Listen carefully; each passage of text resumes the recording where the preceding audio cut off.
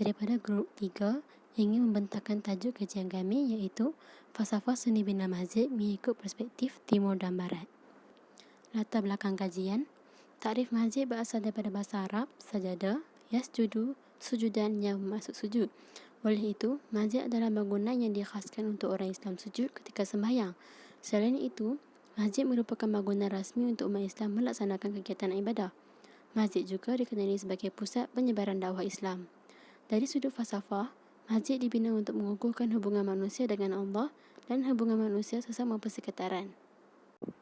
Antara permasalahan kajian yang kami dapati ialah terdapatnya pengaruh luar pada seni bina masjid yang dibangunkan. Hal ini kerana Malaysia pernah mengambil contoh seni bina masjid di luar negara sebagai rujukan dalam pembinaan masjid di Malaysia. Selain itu, arkitek yang baru tamat pengajian dari luar negara juga membawa masuk fahaman baru seni bina pembinaan masjid ke dalam negara Malaysia. Oleh itu, elemen yang digunakan tidak berteraskan seni bina Melayu tradisi, malah berunsurkan fahaman luar. Hal ini berpunca daripada pemahaman sempit ahli profesional dan ahli akademik seni bina tentang peranan membangunkan seni bina negara. Keadaan ini menjadi titik permulaan untuk mengkaji dengan lebih mendalam supaya lebih memahami dan mengenali seni bina masjid di Malaysia. Antara objektif bagi kajian ini adalah pertama, untuk mengkaji falsafah pembinaan masjid Timur dan Barat.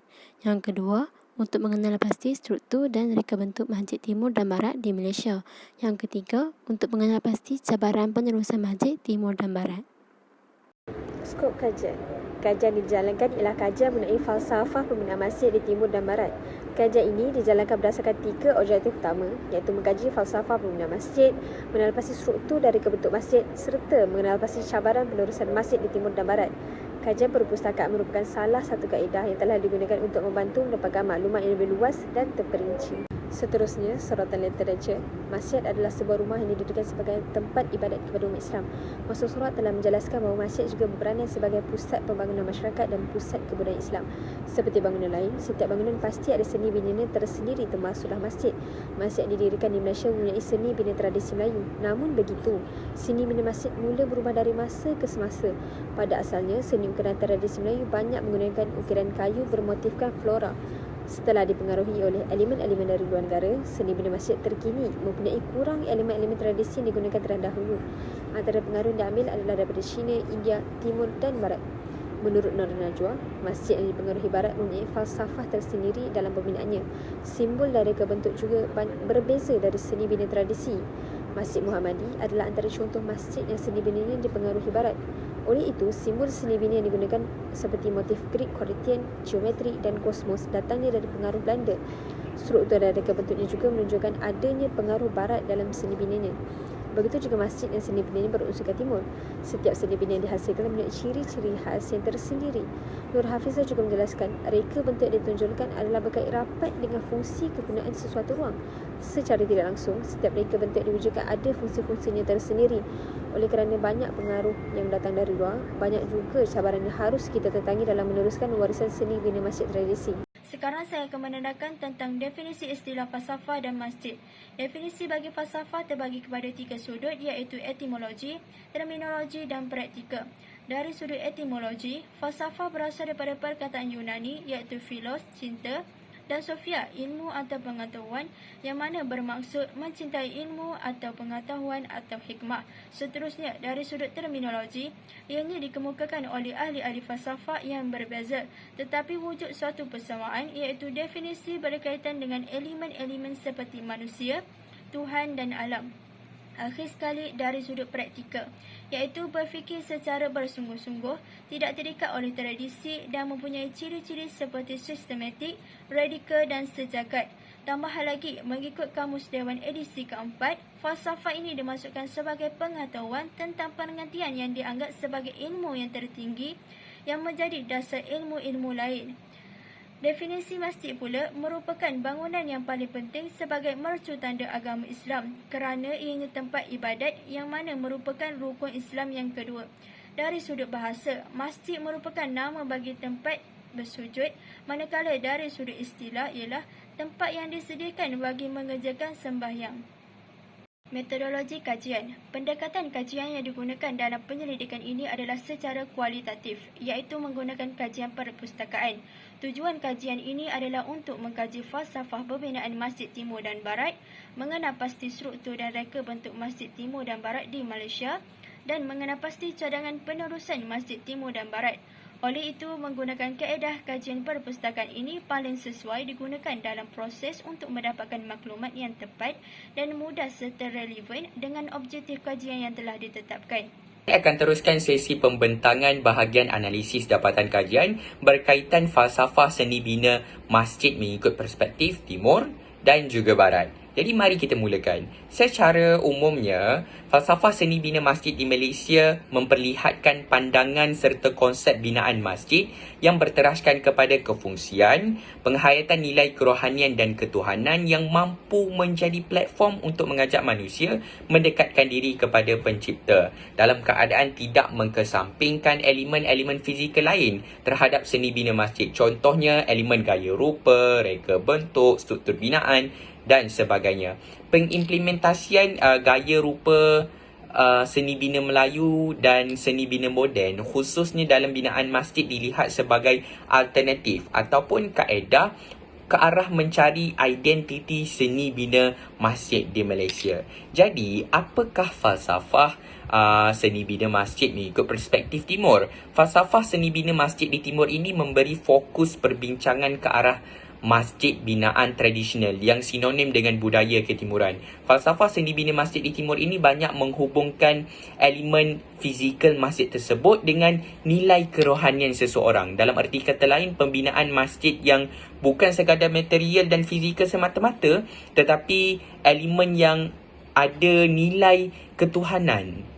Elemen memaknai nilai ketuhanan, hubungan hamba dengan pencipta serta pemahaman terhadap fungsi sebenar masjid sebagai tunjang penyatuan masyarakat Islam. Dalam kajian kami mengambil contoh masjid negara. Meskipun seni binanya mempunyai ciri kemodenan, namun elemen-elemen seperti kesederhanaan, nilai budaya, nilai masyarakat Islam dijunjung dalam pembinaan masjid negara ini. Bagaimana pula dengan falsafah seni bina masjid mengikut perspektif Barat? Falsafah seni bina masjid mengikut perspektif Barat ini merujuk kepada seni bina masjid era kolonial, iaitu sebelum merdeka, yang mana rata-rata struktur binaannya dipengaruhi oleh gaya dan pengaruh Barat. Contoh dalam kajian kami mengambil Masjid Muhammadi Kota Baru Kelantan yang dibina pada zaman penjajahan Inggeris 1992. Bagaimana telah menggunakan pakai simbol seperti motif Greek Corinthian dalam seni bina masjid tersebut. Bagi struktur dan reka bentuk masjid di Timur dan Barat, bagi struktur masjid negara. Masjid negara diilhamkan daripada bentuk payung terbuka, iaitu payung ini bergaris pusat 144 kaki bersamaan dengan 43.9 meter dan disokong 16 tiang konkrit tertulang. Puncak menara masjid pula diilhamkan dari dua bentuk payung kertas yang tertutup. Ia melambangkan kekuatan dan perpaduan rakyat yang bersatu. Bagi reka bentuk masjid negara, pereka bentuknya cuba mengalih kebiasaan reka bentuk masjid daripada konsep seni bina Arab dan Mogul yang berkubah separa bulat yang menjadi perhatian umum terhadap masjid negara. Bagi elemen reka bentuk ialah bumbung masjid ini diilhamkan daripada bentuk payung kertas yang terbuka yang melambangkan kedaulatan sesebuah negara beraja di bawah pimpinan Duli Yang Maha Mulia yang di-Pertuan Agong. Bagi struktur Masjid Muhammadi, tiga bangunan ini yang berkolasan 10,600 kaki persegi boleh menampung 2,400 jumlah pada satu masa. Masjid ini juga berbentuk segi empat dan strukturnya diperbuat daripada simen secara keseluruhannya. Bagi reka bentuk Masjid Muhammadi, lengkungan separa bulatan yang menghiasi dinding Masjid Muhammadi menunjukkan salah satu identiti reka bentuk yang dipengaruhi oleh Barat. Terdapat tiga ragam hias dalam reka bentuk Masjid Muhammadi, iaitu motif flora, kaligrafi dan geometri. Bagi ciri-ciri pada masjid di Timur dan Barat, iaitu ciri khas, iaitu masjid negara. Bangunan yang menakjubkan ini mempunyai kubah iaitu sama dengan payung setengah yang terbuka atau bintang dengan 16 sudut. Bagi Masjid Muhammadi, iaitu ciri-ciri khas, iaitu keistimewaan masjid ini pada pengubahsuaian masjid ini daripada bangunan kayu kepada bangunan batu yang baru ala reka bentuk barat British yang telah dibuat pada tahun 1922. Akan meneruskan perbincangan ini berkenaan dengan fungsi ruang dalam seni bina masjid di antara Masjid Muhammadi Kelantan dan Masjid Zahir Kedah. Masjid Muhammadi Kelantan mula dibina pada tahun 1876.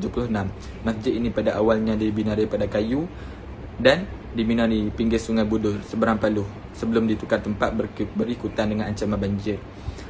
Masjid ini dipercayai telah dibina pada zaman pemerintahan Sultan Muhammad Kedua yang telah memerintah Kelantan pada tahun 1826 sehingga 1886 pada bulan Oktober. Pada tahun 1921, bangunan baru telah dibina bagi menggantikan bangunan yang lama. Bagi seni bina masjid pula, masjid ini mendapat 4 kali pengubahasayan pada tahun 1959, 1968, 1976 dan 1987. Dengan 4 kali pengubahasayan ini, masjid ini telah menjadi kurang teratur dan tidak sistematik selaras dengan pembinaan asalnya iaitu tradisional. Walau bagaimanapun, masjid ini masih dihiasi dengan flora, kaligrafi dan geometri. Hal ini sekaligus menjadikan masjid ini unik dan menjadi identiti masjid itu sendiri. Reka bentuk masjid ini dipengaruhi ragam hias kolonial. Motif Greek Corinthian pada tiang-tiang masjid ini menunjukkan bahawa masjid ini dipengaruhi ragam hias kolonial, iaitu pengaruh Rom. Seni bina dalaman masjid ini menunjukkan pengaruh Islam berdasarkan geometri, kaligrafi dan seni bina dalaman yang terdapat dalam masjid ini. Bagi fungsi dan ruang pula, masjid ini menjadi tempat pendedahan ilmu dan tempat beribadat bagi umat Islam di Kelantan. Masjid Zahir mula dibina pada tahun 1735 dan tapak asalnya dikenali sebagai Masjid Lama. Masjid Lama mula dibina pada zaman pemerintahan Sultan Muhammad Jiwa Zainal Abidin kedua, iaitu dibina di atas tanah perkuburan umat Islam yang mati syahid ketika menentang Siam. Masjid ini dibina berbumbungkan atap nipah. Namun demikian, berikutan pertambahan penduduk yang ramai, Raja menginginkan sebuah masjid yang cantik dan dapat menampung jemaah yang ramai. Oleh yang demikian, pada tahun 1912, Masjid Lama telah dipindahkan ke Alur Merah dan bangunan baru telah dibina. Binaan masjid ini diinspirasikan daripada Masjid Azizi, Sumatera Utara. Masjid ini telah dibina dengan tapak masjidnya berukuran 39 meter persegi dan dikelilingi oleh ruang serambi seluas 2.4 meter dan 4 buah anjung dan 5 buah kubah yang melambangkan 5 rukun Islam.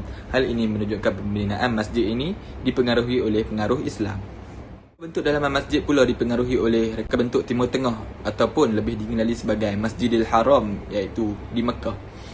Masjid ini dihiasi dengan kaligrafi, flora dan geometri yang menunjukkan pengaruh Islam. Di fungsi dan ruang pula, masjid sudah semestinya dikenali sebagai elemen penting dalam istiadat pertabalan diraja. Oleh yang demikian, masjid dibina berdekatan dengan istana supaya memudahkan raja untuk pergi ke sana.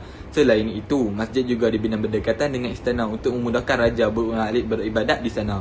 Di samping itu, masjid ini juga dijalankan dengan fungsi-fungsi yang lain kebiasaannya seperti masjid-masjid yang lain. Pembentangan diteruskan dengan cabaran penerusan warisan seni bina masjid di Malaysia. Warisan seni bina masjid di Malaysia kian berubah mengikut peredaran zaman. Oleh yang demikian, terdapat banyak cabaran yang menjadi perbincangan pada masa kini. Antara cabaran utama yang dapat dikumpulkan oleh pengkaji ialah kekukuhan struktur binaan tradisional, pengaruh pasca modernisme, kekurangan tenaga kerja yang mahir dan ketidakbertanggungjawabban pihak berwajib dalam memelihara warisan tradisional. Kebanyakan struktur binaan tradisional terutama masjid di Malaysia diperbuat daripada kayu kayang yang telah mencecah 100 tahun. Jadi kekukuhan masjid ini dapat terjejas jika berlaku sebarang bencana atau gempa bumi. Sebagai contoh, Masjid Al-Fatih Tanjung Pahoh Jitra masih mengekalkan struktur tengahnya yang dibuat daripada kayu, namun telah digabung dengan batu bata bagi mengukuhkannya. Pengaruh pasca modernisme juga menjadi isu terhangat dalam cabaran meneruskan warisan seni bina masjid di Malaysia. Pada zaman ini, pemikiran masyarakat maupun pemerintah banyak dipengaruhi oleh pasca modernisme yang berteraskan dengan sekularisme, hedonistik dan juga liberalisme. Dengan pemikiran ini, maka tidak ada sokongan daripada mana-mana pihak bagi mengekalkan warisan ini daripada terus dikekalkan.